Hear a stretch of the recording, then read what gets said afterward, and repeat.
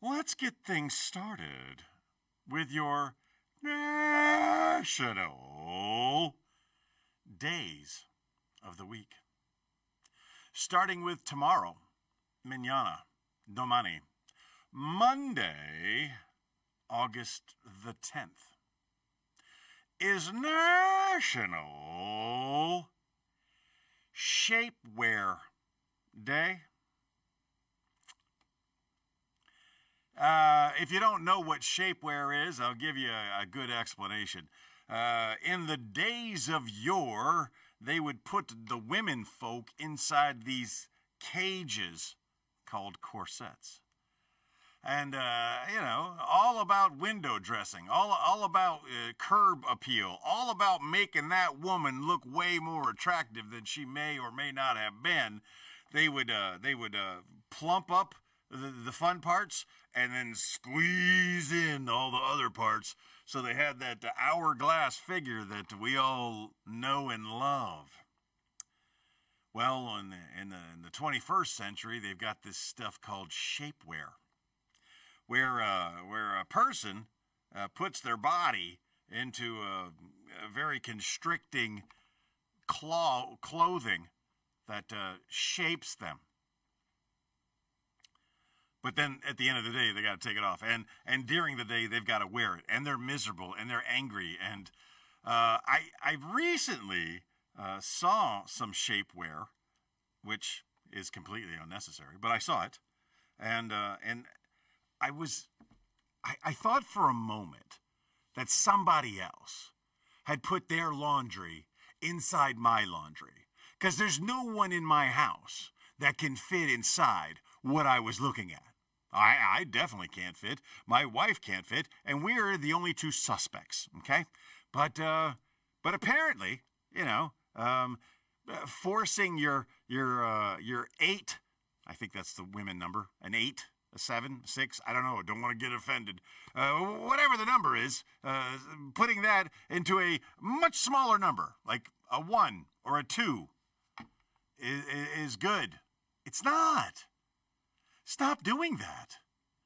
Ladies, I'm often impressed with the confidence of really big people, like extremely obese people that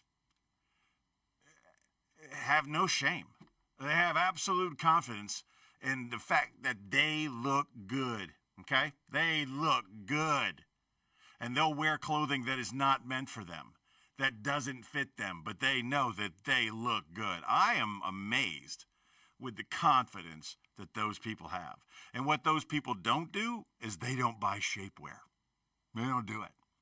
And if the biggest witches don't buy shapewear, then you don't need to either. You're beautiful just the way you are. And I'm saying that as a blanket statement to all of you who think you need to wear shapewear. You don't. You don't. Just relax. Be yourself. Be fine. If you got some issues you want to work on, you work on the issues. No big deal. Okay? You want to do a couple more sit-ups? Fine. You want to cut back on the calories a little bit? Okay. But just be you. The beautiful you that you are. Don't corset it. Don't shapewear it. And think about that. On Monday, August the 10th, National Shapewear Day. To your comments. Oh, what do we got? You look fine. I washed out. Oh my goodness, it was one. Mind him and see you going to the comedy show. Is he out of Shane? Is he out of Shane? That doesn't sound like that makes sense. Okay. Yeah, Carlos is going to be here in September. I think it's the 11th and the 12th. I know Carlos Mencia. I can tell you he's a very funny man, and he's very funny. There's a lot of controversy surrounding him. One thing or another doesn't matter. It doesn't affect the fact that he's a very funny comic. So if you get a chance and you want to do something different and unusual and fun, come out and see Carlos Mencia at the Comedy Zone, HarrisburgComedyZone.com. All right. Arr, arr, arr, arr. Shame. What is shame? Is he out of shame? No, no, no. He's gonna bear that cross for a long, long time. He's gonna be shamed. But it doesn't make him a bad person. People can have their differences, and that's what happened with that scenario.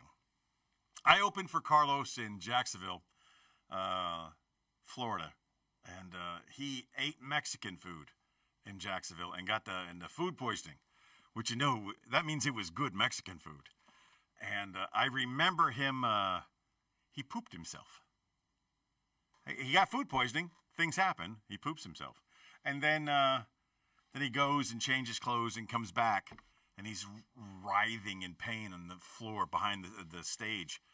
And I bring him up, and the champion that he was, man, he came up and he did his job, and the very first thing he did was tell the audience that he just pooped himself.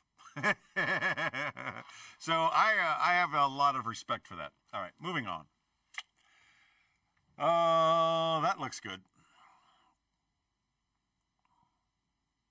Tuesday, August the 11th, is National Panini Day.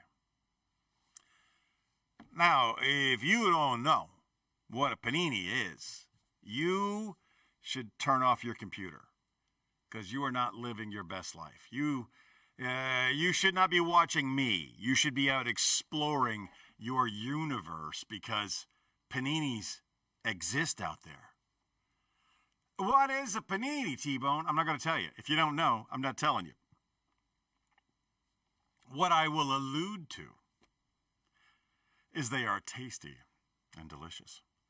And they're warm. And they get all the cockles. They do all the soothing to the cockles in you. And they're meats and they're cheeses and there's bread stuffs and it's crust. So it's interesting. In New York City, they would make. And New York City is famous for its heroes. And all of the bodegas back in my day, all the bodegas, they had a press pan, a panini press, and they had a big red brick covered in aluminum foil. They'd steal a brick from somewhere because nobody buys a brick. They'd steal a giant red brick, and then they'd wrap it in aluminum foil for sanitary purposes. And instead of tending to the panini grill, they would make your sandwich, throw it in the panini grill, shut it, and put the big aluminum foiled brick on top of it. There's no timer. It's all paninis are cooked based on feelings. How you feel the temperature is right. So sometimes you had an amazing hoagie or hero. And other times, just a little bit off because it didn't heat all the way through. It was still very good. Still, the caloric value was the same. But there would be just a little portion that your taste buds would recognize as like, oh, this part hadn't got the heat yet. But that was pretty rare. And as far as technology goes, you have no idea what bricks can do. So a brick works as a great panini press holder. And I know a kid that got money from the government years ago because he proposed to the United States government that if you put a brick in the back of a toilet, you still get the same flushing power, but you use less water. He submitted that as a Benny-sug, a beneficial suggestion, and the government said that's a good idea, executed, and wrote him a check for having such a good idea. So whether it's a red brick wrapped in aluminum foil, red brick in the back of your toilet bowl, whatever reminds you that Tuesday, August the 11th, is National Panini Day. To your comments, what do we got?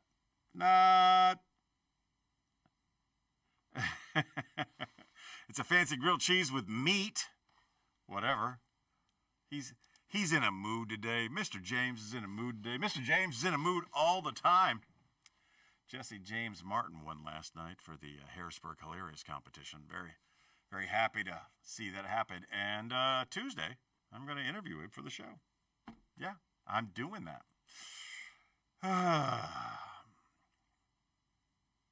I would do National Middle Child Day, but no one cares about the middle child, so I'm not doing that.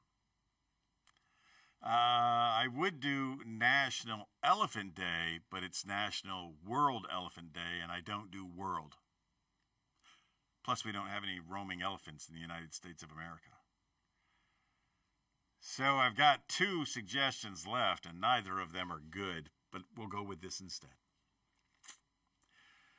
Wednesday, August the 12th, is National Julienne Fries Day.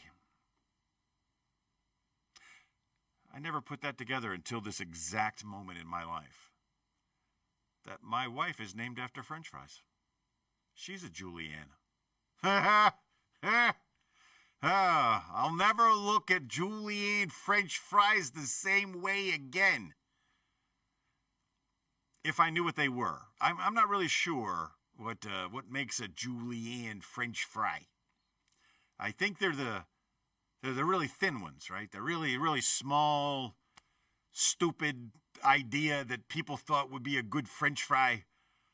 And the name, I can only see it as Julienne now. Why would Julienne? So I guess Julienne is making some French fries. And she's a sous chef. She's an assistant to the chef. And she's chopping away, and she's made some mistakes along the way. And the chef looks over and goes, "Hey, Julienne, what are you doing over there?" And she goes, "I'm chopping some French fries." He goes, "Those French fries are too thin. They're too small. You can't. Those aren't French fries." She says, "These are Julienne's French fries. We call them Julienne fries." Can you think of a different reason? And aren't those the same ones that they put salt on and put in a bag and sell to you like straw fries, I think they're called? I don't know. I don't know all of the technology involved in your modern day French fry. Or chips, as my friends like to refer to them. Here's what I know. You can get the waffle. That's a good one. You can get the skin-on titer. That's just a big old fat French fry where people were too lazy to cut them up. You can get your traditionals, your normals, and then you can get the super tiny, thin, stupid ones. Those are your fry options. What do you prefer? And where do you prefer them? There's no doubt for me. Burger King, I think. I don't know. I haven't eaten at a fast food restaurant in a long time, but I think I remember Burger King was my favorite. I think I liked them because they had plenty of salt and they were cut the length of what a French fry should be cut. And if you're lucky, sometimes you get an onion ring. My friend Danny Johnson has a wonderful joke about getting an onion ring in your French fries. And if you don't know who Danny Johnson is, use the tubes of you and look him up. And do that on Wednesday, August the 12th, National Julienne Fries Day. I'll never see them differently again now that I've said that out loud. To your comments. Is it a cut that Julie Childs came up with? I don't know. Maybe. I like them French fried taters. The worst part about that, Billy Bob Thornton is an amazing actor. And I like doing impressions of Billy Bob Thornton, even the sling bite thing. But I didn't see that movie until like 25 years later. So by the time I could do those impressions, no one cared anymore. Moving right along. Let's do it. Thursday, August 13th, is National Filet Mignon Day. Now, personally, I am proud of myself that I know how to pronounce mignon. Because mignon is what it looks like when you look at the words. It's a mignon, a fillet mignon. But it's a filet mignon. And there's really no other way to season a filet mignon except bacon. I don't know who the genius was that came up with the idea that if you take the premium cut of beef and take some big old fat bacon and wrap it around and pin it in there with nothing else. You don't need a rub, you don't need no seasoning, you don't need nothing. You take a big old medallion and you wrap that in some bacon. I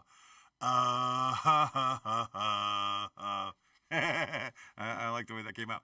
I love.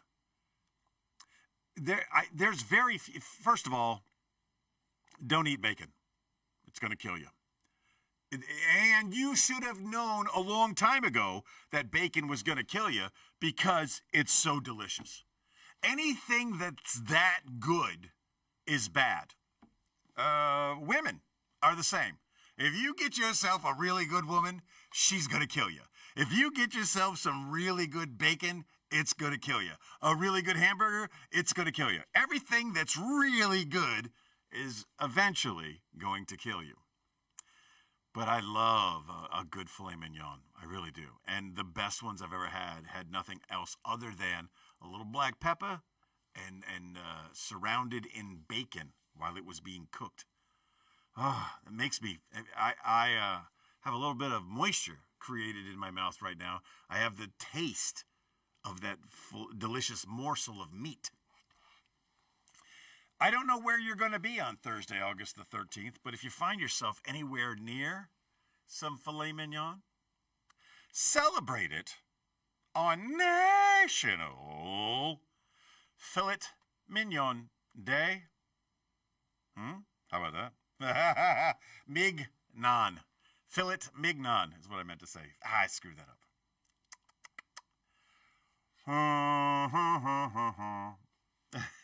There's some good ones. I read that one wrong, and I'll tell you why.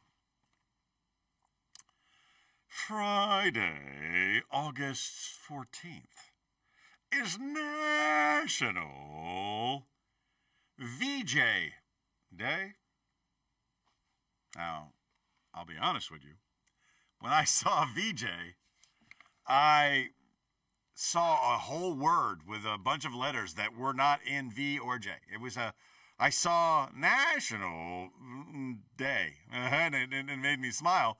And then I realized I was reading it wrong, and then I realized what I was reading, and then I was like, well, it'd be better if it was VJ Day. But let's get back to what it actually is, the VJ Day. For those of you not aware, on August the 6th, we go on a little town in Japan. And then 3 days later, we did it again. And we let the Japanese know that if you kept messing around, tough guy, we're gonna do it some more. And they didn't want to be on the end result of that, so they said, I capitulate, or whatever the Japanese word is for capitulation.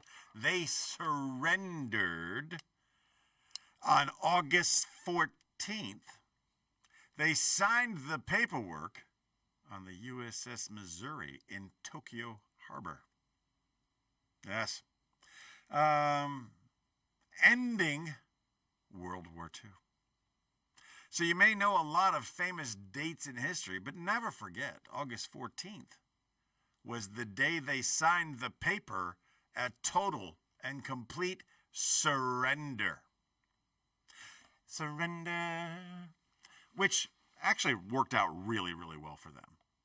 Because once total and complete surrender, then we helped rebuild them. We spent a lot of money trying to get them back to where they belong and make them, and they've done very well for themselves. So, Of Mice and Men, is that the movie where the little country attacks the big country just so they can get the benefits of attacking the big country? Maybe. Don't know. I wish I was more literate in the literacy sense. Anyway, Friday, August 14th. Take a little time to remember the end of the World War of II. National VJ Day. To your comments. All right. James hasn't made anything since his Julia Childs thing. And we're looking at our next one. Saturdays are good days for that. I'll do that. Hey, Tegan! Hello, my friend. Good to see you. Good to see you. Saturday, August 15th, is National Relaxation Day. You work all week long. Everybody's working for the weekend. And then you get to the weekend, and then you pack so many things into your schedule, you don't have time to relax. Yesterday was my Saturday, and yesterday I got in 2 soaks and one heck of a nap. When asked, what did you do today? I told my betrothed I relaxed. That's all I did. I got in the hot tub early in the morning, and I took in all the hots and the bubbles and the swirlings. I took in all that. I took in some good vitamin D. I got some sunshine peering down on me. It's very relaxing. And then I went and I got the AC at the temperature I wanted it to be, and I got all comfy and cozy, and I napped. And when I awoke from my nap, I went back downstairs, not rapidly, but in time. I went back downstairs and I climbed back into the hot tub and I let the bubbles and the heat and I relaxed. And I don't know whether August 15th is always National Relaxation Day, or if it's a floater, if it's like always on the second Saturday in August. I hope so. Because you can't really do a relaxation day on a work day. And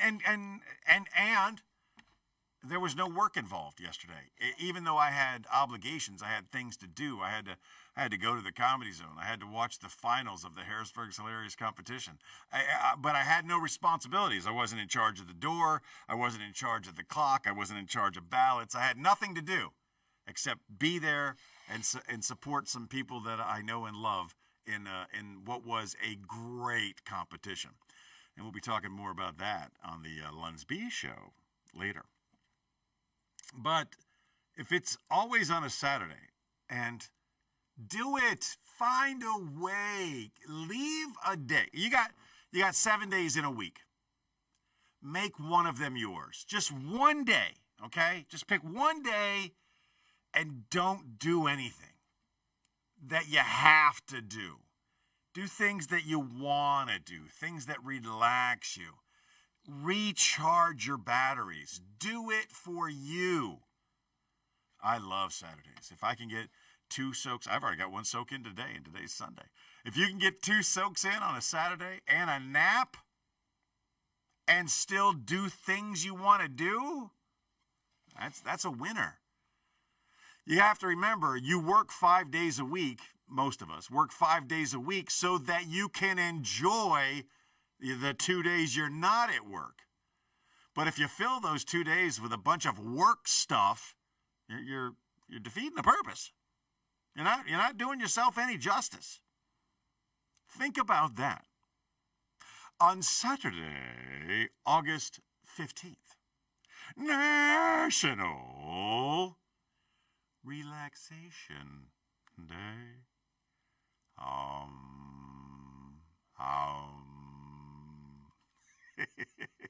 To your comments. She just responds, you too. You too. All right.